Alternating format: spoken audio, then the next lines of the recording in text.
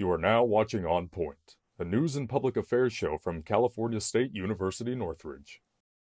Welcome to On Point. I am your host, Brianna Small. Today we are celebrating the outstanding achievements of Black Americans in various platforms, from the world of social media to personal health and soul cuisine.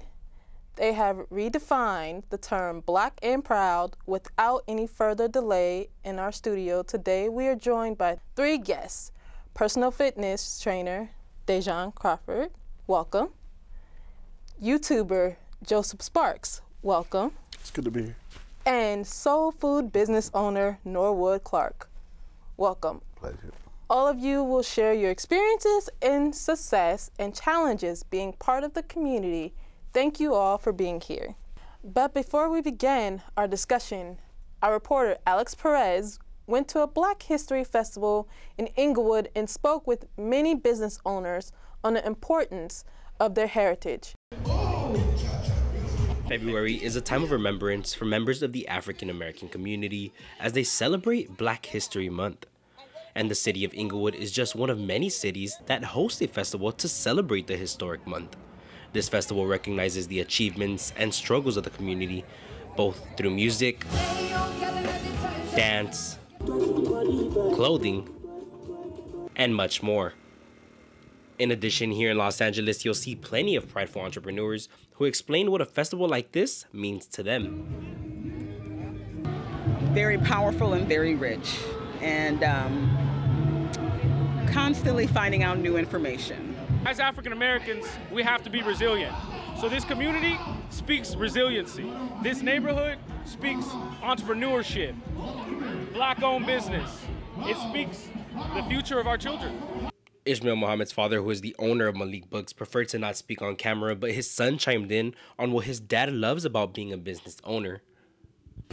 From his perspective, it's about family. It's about taking care of the ones that you love, protecting and providing for the people that you care for the most, and just giving a safe environment to the people you love. As you can see, the month of February is an ongoing celebration for many of the African American community, and it's days like these that remind them of their rich cultural history. Reporting for On Point, I'm Alex Perez in Inglewood, California. So, Day. For me, I love it because, you know, growing up, my family's from Belize, Central America, so a lot of us had immigrated here. And it's dope because within the Black culture, I see that the African diaspora is growing, and I see that, you know, there's more people coming from different countries coming to America, coming to LA to actually experience the Black culture. You know, it's growing, and it's lovely. It shows appreciation, it shows strength, it shows power behind the culture. Thank you. Jody? Yeah, that was a great video. It reminds me of what could happen when we all stick together and we make things happen without jealousy or animosity or hate. And if we have the same mindset, how we can accomplish great and amazing things. And based off what I've seen from the video is an example of that. So it was really nice to see those businesses thriving and people celebrating it. Thank you. Uncle Norwood? I think it's very important for any culture to know his or her heritage. This is the only way that we can progress forward as a society. And I tell folks that, you know, we perish from lack of information. And when you know that you come from a steep history of royalty and greatness and what have you, we have an obligation to uphold that and to honor that, you know, our ancestors. So I think in terms of coming together, you know, as a community and embracing all is very, very important. Do you guys have any other comments of it? What did it mean to you as seeing Black History Month be taken part of, with everyone dancing? You have different clothing places, you have different food venues from owners. Like, what does Black History Month mean to you? I take it further than a month. I mean, in terms of, you just can't encapsulate a culture in 28 this year because of the leap year, 29 days. So you have to live it every single day, and you have to honor it every single day. And like he said earlier, it's nice to be able to see people come together and bonding and recognizing the sacrifices of the ancestors whose shoulders we're standing on as we speak. Yeah, I'm with him. I agree. Black History Month shouldn't be just a month. It should be something that you celebrate throughout your life. And as far as the month, I could see a pro to it. I could see how, you know, when we have Black History Month, that's when you have the Black Pan-African Film Festival that's at the Crenshaw Mall down here in LA. And you have the Black festivals that go on around the city. And that's the only time of the year where the malls and these festivals give Black folks a place to come together and sell their stuff and celebrate them. So I guess Black History Month is good because that's the only month of the year that certain corporations would even give to Black folks to show who they are. Like my rings, you know, my trinkets, I go every February. That's the best time to go because you get to see a lot of it. Now I seek it out, I get it off the internet here and there wherever I can, but you get a whole conglomerate of what Black history is at these festivals and these celebrations. So I appreciate it for that. Yeah, I agree. It brings a sense of community. It brings a sense of us being together. Again, like I said, like I got family from Belize, and all of them came out here, and I have brothers from Jamaica. You know, against the African diaspora. It brings it all together, brings us all closer, brings us all as one, as unite. And it's a difference when you buy from somebody who looks like you because you get pride. You know what I'm saying? This ring, it's a $15 ring, but it means more because someone who looks like me made it. You know what I mean? So it's like when you're patronizing them, and you know that you're giving to a good cause and helping people who want to uplift themselves and thrive like they are. It's just another sense of rewarding feeling when you do that. So it's great. Mm-hmm. We will have more on the commercial of these achievements during Black History Month. When we return, we'll be joined in our studio by Daejon Crawford, who goes by Day, who will speak about the success and challenges of being a personal trainer in the community. We'll be right back. If you smoked, this new lung cancer screening could save your life. Visit SaveByTheScan.org. Hello, and welcome back to On Point.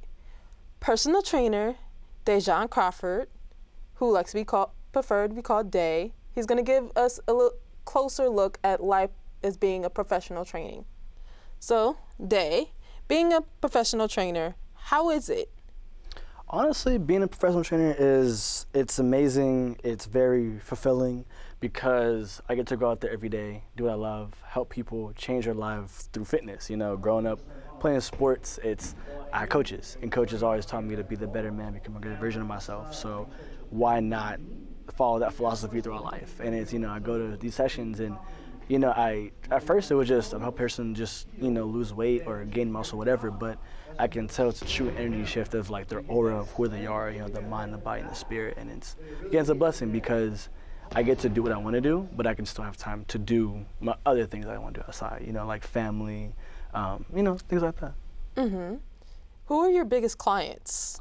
My biggest clients as of like, biggest as of what? As of your clients, as of, do you have training for athletes? Oh, do you have training for people who are overweight or people that just want to be in shape?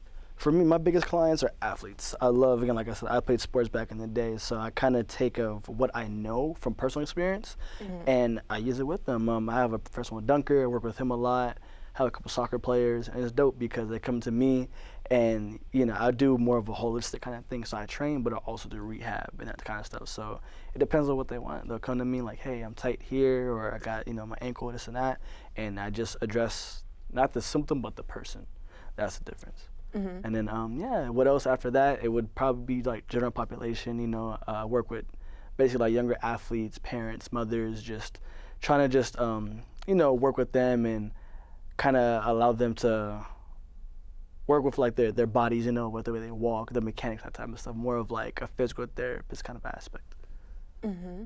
And as being a Black entrepreneur, having your own personal fitness and being a trainer, what has been your ups and your downs? So, you know, I'm the type of person I like to go to the negatives first and then end off on a positive note. So with the downs for me, just being a Black male, you know, obviously it's kind of hard here being in America, you know, certain things, it's people have their own prejudice against the race. So certain things or certain opportunities that I kind of miss just because of, I guess, the way I look. But then again, I also gained some better opportunities as well because I can relate to people, especially in the sports world. The sports world is heavily revolved around, you know, I guess the culture, as they say, you know, a lot of the music culture, a lot of the basketball icons that you see, and it's just dope because that's my culture. So I can relate very heavily, and I can pick up on conversations, I can chime in, and it's dope because those small hears and those small planting of the seeds can grow to something bigger, and, you know, I can meet dope people and eventually, like, end up working with them and be successful and grow my name and grow as a business. Mm-hmm.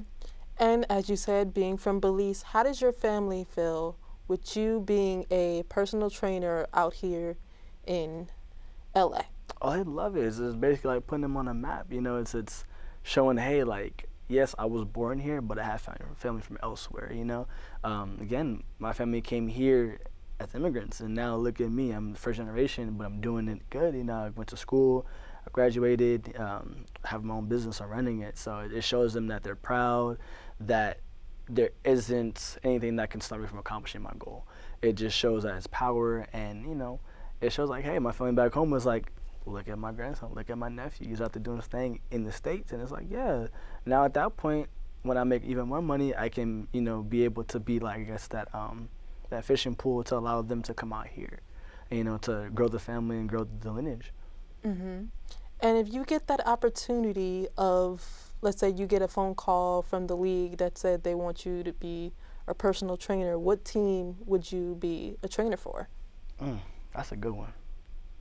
Honestly, I ain't gonna lie to Lakers. Lakers got some good players. You know, they got LeBron. LeBron spent about $1.2 million on his body alone. So obviously that's big bucks, you know. But at the same time, it's just, you know, this is my home. This is LA. This is where it is. So I know this area. And at the same time, these players are coming from other places. So obviously, if I'm a native here and I can show them, take them out, you know, and show them, like, this is what LA is about, it just grows that great connection right then and there. Mm-hmm. And let's say the NFL, like the Chargers or the Rams needed you. Oh, I'm definitely into the Rams, you know. They got my boy OBJ. I feel like me and him will vibe, you know, kind of relate more to, I feel like with the Rams, they're just more, again, about the culture. Mm-hmm. They relate more. So I feel like I can relate to more of that environment. Yeah. So as you said, you're a first-time generation, and being a personal trainer, graduating from CSUN. If you could, let's say, if the league from baseball or any other league asks you to, hey, we need a personal trainer, can you drop everything and come here? We'll pay you this much money. We'll give you housing. We'll give you this. Would you leave your personal training to go and work for somebody else? Honestly, it really does depend. Honestly, I would. Now that I think about it, I probably would, just because that's the environment that I do want to be in. Like, you know what I mean? I love personal training, but the skills and, I guess, everything I have in my palette is what is that for. It's more clinical. So obviously, I'll have to go work with these bigger athletes. And I feel like with athletes, it's sad to say, but they have more injuries and more prone to injuries. So it's more, for me, it's like when you give a kid candy, they're like, oh, I want that. You know, that's how I am. It's like if I see an injury or I see an athlete, hey, this hurts. I'm like, oh, what else can we do? What else can we fix? How else can I help you? So it's, you know, it's dope because, like, if the opportunity does seize, I'll have to take it because it allows me to grow. Mm-hmm. Well, thank you for letting us know who you are, Day, and for explaining being a personal trainer. When we come right back, we'll be joined by the YouTuber who's going to go into telling us who he is and what made him become a social media icon. I'm an actor in an ad reminding you that if you're high, just don't drive.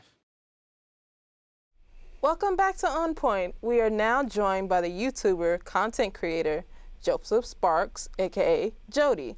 He shares his thoughts on being a social media influencer.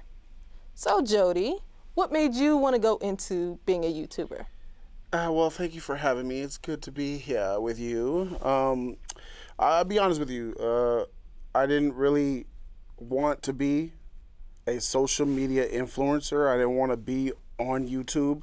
That was never in my mind. You know, I was working for FedEx. I was delivering packages, and as far as I knew, I was going to be a FedEx driver until I was done. That was going to be it. I had my nice little dead end, but good for a 24-year-old, $650 a week FedEx job, and I was like, man, I'm good at this. This is cool. But then I got injured and hurt my back, messed up my ankle, and I had to pivot. I was out of work, went through the whole workman's comp situation, and, you know, gained a lot of weight. And I was like, dang, what do I do now? So I went back to school and started taking business classes. And I was really intrigued by what it means to run and own your own business, because I was learning that in business, like the corporate structure of what business is. But then when we started to learn about entrepreneurship, that's what really made me tingle, because I was thinking, okay, you could choose your own hours. Yeah, it's high risk, high reward, but, you know, when the reward hits, it really hits. So I was learning that, and while I was doing my business courses in my business school, I had this passion for movies. I always had this passion for movies.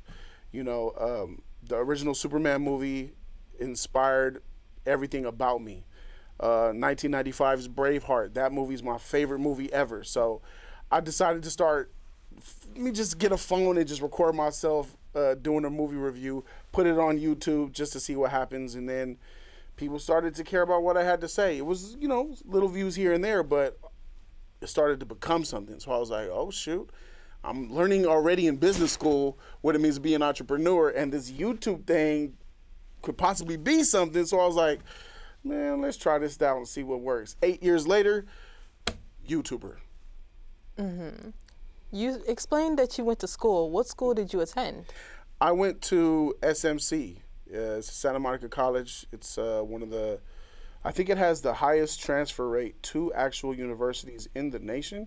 And I learned a lot from that school. So SMC was really dope because it has a lot of different cultures. A lot of people are coming from around the world and going to SMC to get into the system. So yeah, SMC is where I went to business school, and I was learning a lot. Yeah. And as being a YouTuber, how does it feel as being a black man as a YouTuber? How does it feel with, you have a lot of people who are like, oh, YouTubers are like this, or YouTubers don't deserve this platform. Right. And as being a big platform as you have, 75,000 subscribers. I mean, I don't know about big platform. Hey, listen, I still got my own motivations to go. Hey, I'm all right. You know, I ain't really there yet, but I get what you're saying. I mean, you're going to have haters everywhere you go. You can have people who are detractors who will try to deter you from your goals, but, you know, that's why I'm glad that I educated myself in school, and I learned what it means to have a passion for something. Like, passion is the #1 thing. If you're passionate about something, no matter what you're doing, you're gonna do it till its end. You're gonna just keep going. You're gonna go through the hurdles. You're gonna make mistakes. You're gonna fail and keep going. So when people say, you know, YouTuber ain't this, YouTuber ain't that, that's just deaf ears. You know, deaf ears on it, and just I just kept going and just didn't really care what people thought about what I was doing, because to be honest with you, I had a group of friends, and they were some of the main ones was like, oh, I don't know if you could do this, I don't know if you should do that. And it's really just blocking out the negativity. If you have a passion and you kind of see some tunnel vision, you just got to go for it. And that's what I love about entrepreneurship and owning and running your own business. Yeah. And as being a black entrepreneur, what are some strengths and weaknesses of being a YouTuber? So strengths. Let's start with strengths first, because that's easy. So the strengths of being a YouTuber is clearly, you know, you get to see yourself on camera, you know what I'm saying? You get to create your own hours, you know, you get to, you know, make, I think I'm gonna take a break, all right? You just go. I think I wanna go shopping now. You just go. You make your own time. You can work at 1 a.m., 2 a.m., 3 a.m., depends on how you run it. But you could do whatever you want because you have a lot of freedom to express yourself whenever you feel like doing so. So that's one major thing. Obviously, with me personally, I involve my friends. So it's not just me. I have friends that I grew up in the hood with. You know what I'm saying? We ain't from the suburbs, you know. Yeah. So I got my boys, and I said, so let me get my boys in this. So now it's my business, but it's also my pleasure, because I got my friends involved. They're helping, they're co-hosting and working with us. So it's fun and it's great. That's the easiest part. As far as negatives, when you're on the internet and you're speaking on the internet, you know, that's out there forever.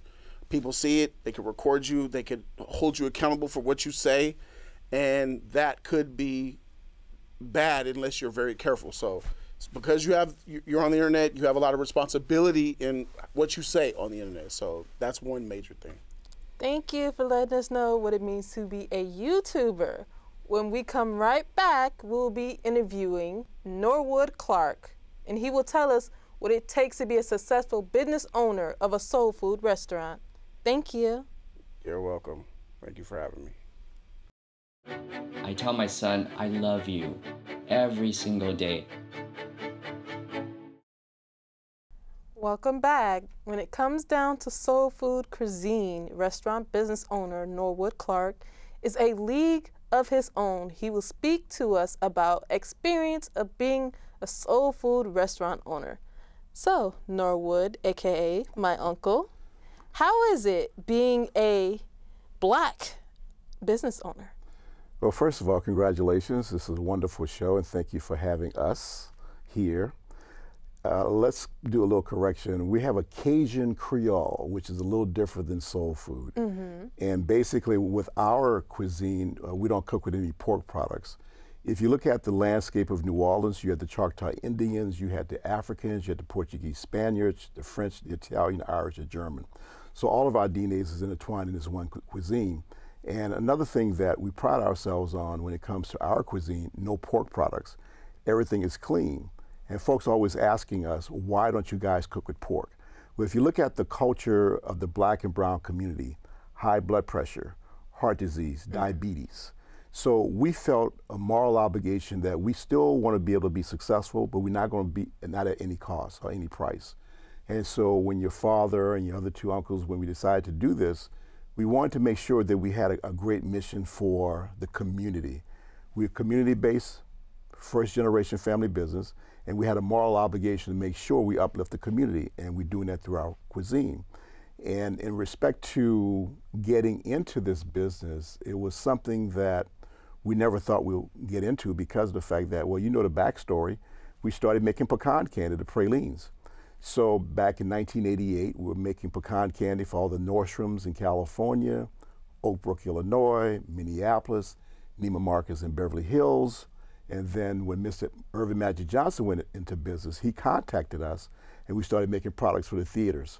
After that deal was consummated, then Starbucks called us. And at that particular time, we were the first vendor of color for Starbucks. And it was a great relationship with Starbucks. And how we landed in the restaurant business, somebody we trusted sabotaged us. We had no desire to get in the retail business. But this is when you turn lemons into lemonades. I heard earlier one of you guys speaking about there are people out there who will not support you, who will hate on you, as they say in the community. But I look at it from a different perspective, from a different lens, meaning that I'm not going to allow anyone to stop me or us from getting what we're supposed to get or do what we're supposed to get.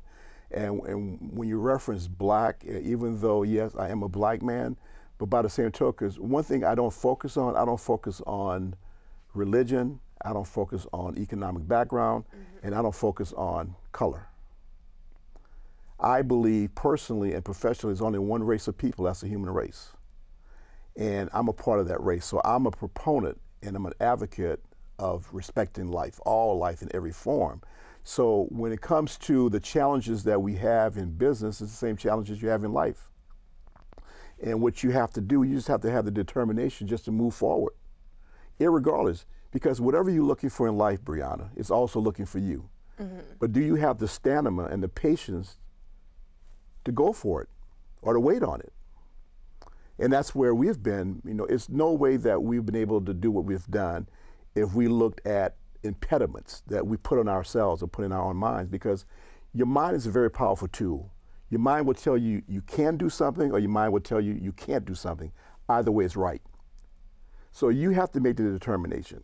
I'm looking around the studio right now. You have people from every walk of life supporting you, supporting this show, which means that now you have a moral obligation to pay that forward. So when you're out in the world, you have to help people who's willing to help themselves. you have to be that beacon of hope, like we all have to be for each other. And as I know, Uncle Daryl's recently celebrated January 13th, 8 years. Yes, indeed. How does it feel being in the business 8 years, celebrating that? Your restaurant has been around that long, and even though it's been around longer, but celebrating 8 years being in Carson at the new location. Yes. How does it feel? It's a major milestone. You think about all the restaurants there are in the city, the county of Los Angeles. There's Latin cuisine, there's Asian cuisines on every corner.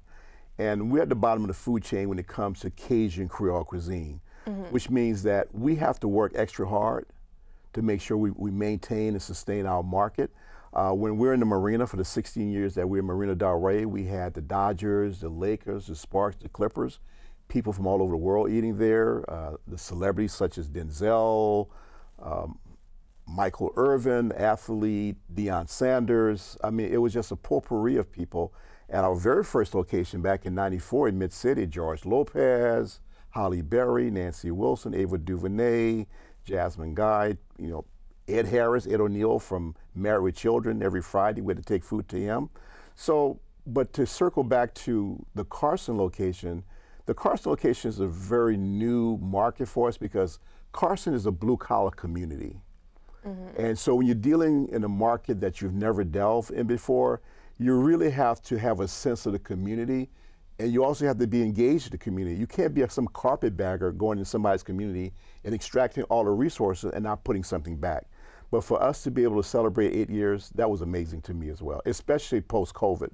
Because if you're well aware of, the industry that got crushed post-COVID was hospitality. We have not been able to come back full time because of the fact that we can't find the right people to put in. We went from 27 family members to about 6 or 7 right now. And people always ask me, when are you guys going to open back full time? I say, well, in our industry, we're not a second chance industry. And what I mean by that, we don't give second chances, meaning that if somebody comes into our eatery for the first time, if you don't service them properly, if they don't like the food, they're never, ever coming back. In our industry, you can eat at a different restaurant every day of the week and never go back to the same one. That's how many eateries there are in California or in Los Angeles, period. So this is why we have to be very attentive to our guests.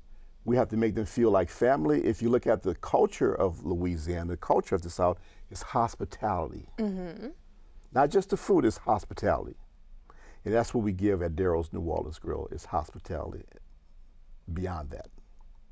Thank you for explaining to us what Daryl's is and how hospitality it is. And I thank you for Uncle for showing up and coming. First and foremost, I want to thank all of you guys and our guests for sharing their experiences and it's been great having you here on Point. I am your host, Brianna Small, and thank you for watching.